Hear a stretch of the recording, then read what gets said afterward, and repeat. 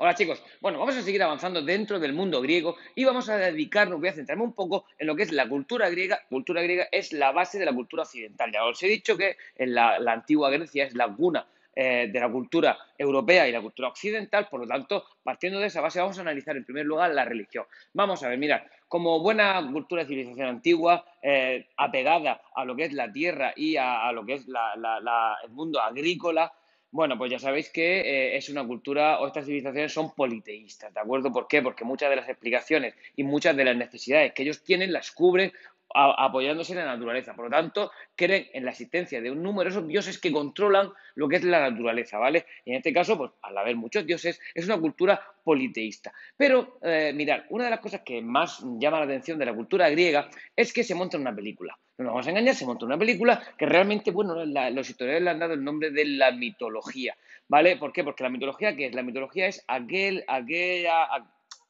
conjunto de mitos. Los escritos, las historias que cuentan sobre sus propios dioses. ¿Por qué? Porque para los griegos sus dioses tenían condición humana, es decir, tenían apariencia humana. Lo que pasa es que eran superpoderosos e inmortales, ¿de acuerdo? Cada uno dentro de su rama. Es decir, por ejemplo, Poseidón pues era el dios de de las mareas y de los mares, pues se encargaba de controlar los mares, ¿vale? Bien, bueno, pues ellos le daban apariencia humana, pero le daban pues eso, unos poderes, eran inmortales, y al mismo tiempo se montaban una película. Es decir, para ellos los dioses y los héroes, que los héroes también eran importantes, porque los héroes eran hijos de un dios con un humano, o una diosa con un humano, pues también tenían su parte dentro de la mitología. ¿La mitología qué es? Simplemente era contar historias sobre anécdotas sobre esos dioses y la mezcla, la relación que existe entre los dioses y los humanos. ¿Vale? Es decir, así explicaban, o ellos intentaban explicar cosas de la política, cosas del origen de su historia, cosas que ocurrían en la naturaleza, las explicaban mediante los mitos, que en su conjunto forman lo que se conoce como la mitología, ¿de acuerdo? Bien, además de esto, además de esta mitología, bueno, pues que sepáis que, bueno, pues que intentaban que los dioses tenían en sus manos el destino de los hombres. Y muchas veces a los hombres les interesaba conocer este destino. ¿Cómo lo conocían? Mediante los presagios, ¿vale? Mira, los presagios pues eran avisos que le daba la naturaleza. Oh, han pasado cuatro pájaros. ¿Eso qué significa? Oh, eso puede ser un augurio, un presagio. Bien, ¿qué hacían? Pues se iban a los oráculos. ¿Qué son los oráculos? Pues los oráculos son diferentes lugares que había en Grecia en donde trabajaban o se encontraban las pitonisas. ¿Quiénes eran las pitonisas? Pues las que interpretaban esas señales o presagios. Es decir, ellas pues interpretaban allí en sus oráculos, ahí hacían sus recitales, eran como brujillas, ¿vale? Ellos establecían sus recitales pues ahí es donde te decían pues cuál era la interpretación de ese hecho o esa señal que los dioses habían mandado. Normalmente solían ser unos mensajes muy ambiguos, ¿vale? Es decir, ellas no se iban a pillar los dedos con nada. Te decían pues cualquier cosa relativamente ambigua y misteriosa para que tú luego lo interpretaras como tú quisieras. El más famoso de todos, pues el que es archiconocido por todos, el oráculo de Delfos, ¿vale? Bien, vamos a ver. Aparte de esto, ya sabéis, os estoy comentando que había diferentes dioses, era una cultura politeísta, ¿de acuerdo? Donde son 12 los principales dioses los principales dioses protectores y cada uno tiene su función. Pero dentro de cada una de las ciudades, ¿vale? De estas polis, había un dios que era el dios protector de esa ciudad, como el patrón. Vale, como aquí en la ciudad de ahora hay un patrón, pues en la antigüedad había un dios que era el dios que explicaba o que protegía a esa ciudad de sus enemigos, ¿vale? Bien, ¿y qué hacían los griegos para complacer a esos dioses? Pues les ofrecían tres cosas fundamentalmente. Uno, sacrificios, ¿vale? Normalmente eran sacrificios de animales. No penséis que eran como los aztecas que sacrificaban a humanos para que los dioses se portaran bien con ellos. No tiene mucho sentido sacrificar humanos, pero bueno, los griegos sacrificaban a animales. Pero también hacían dos cosas más, representaciones teatrales, es decir, ellos hacían obras de teatro en honor a los dioses y ya pues se lo pasaban bien y se divertían. Y en segundo lugar, hacían certámenes deportivos. ¿Cuáles eran los certámenes deportivos más conocidos de todos? Lo sabéis, los Juegos Olímpicos. ¿Honor a quién? En honor a Zeus, ¿de acuerdo?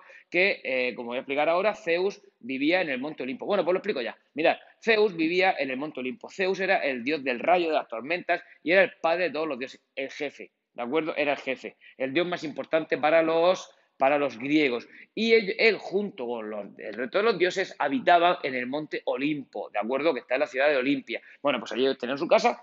Eso sí, nunca los podías ver, no los podías ver porque si los veas a los dioses, pues ya se pierde toda la gracia, ¿de acuerdo? Bueno, pues que sepáis que vivían en el Monte Olimpo y en honor a estos dioses, cada 4 años se les realizaban unos juegos, que esos Juegos Olímpicos iban hasta el siglo IV después de Cristo y ya después se perdieron hasta que en el año 1896 se recuperaron los Juegos Olímpicos modernos, ¿de acuerdo? Vale.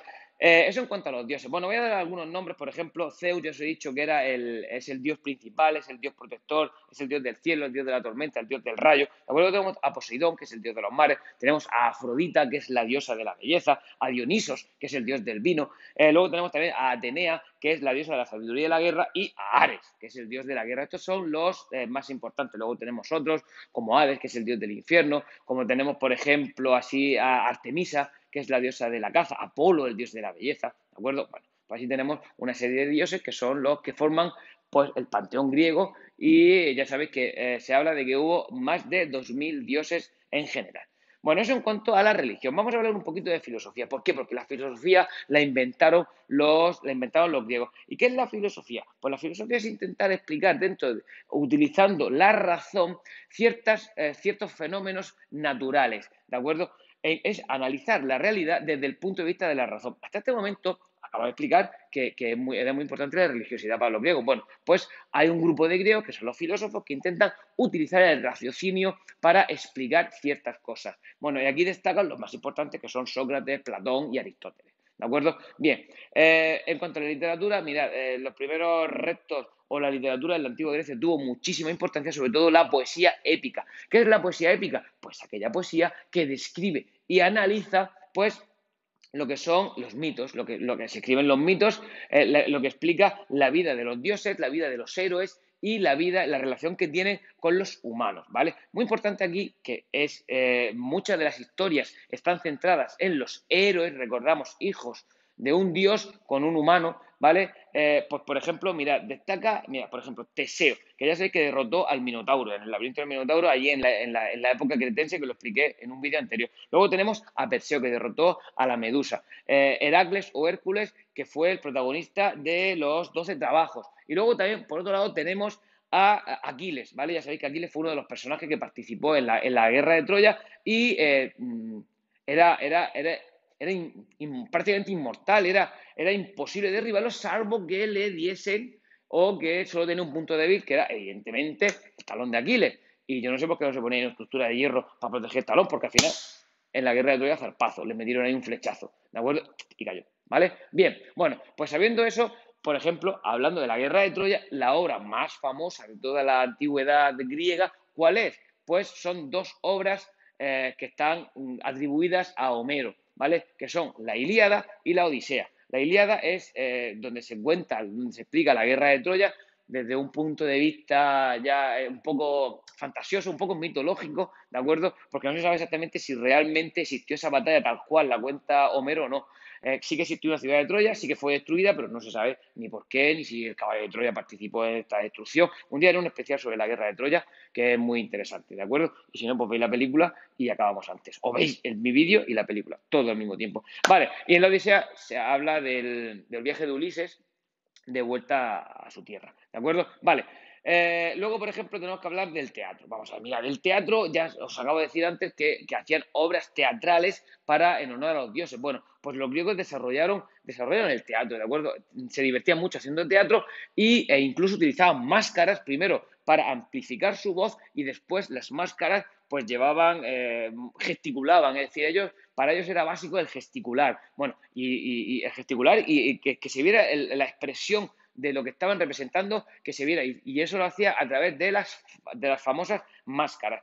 Tenían dos tipos de género teatrales. Por un lado teníamos las tragedias, que normalmente pues contaban pues contaban la vida de algún protagonista, de algún héroe, y evidentemente, pues como muy bien indica su nombre, acababan con la muerte de este héroe. Después, supuestamente, lo normal era después de la historia de amor, bueno, pues acababan con la muerte del personaje y por eso se llama tragedia, si no, no se llamaría de otra forma, ¿vale? Y luego tenemos que hablar de las comedias. Se reían de todo, los griegos se reían de todo y se lo pasaban bien y se burlaban, eran muy burlones y en estas comedias pues se burlaban, ¿vale?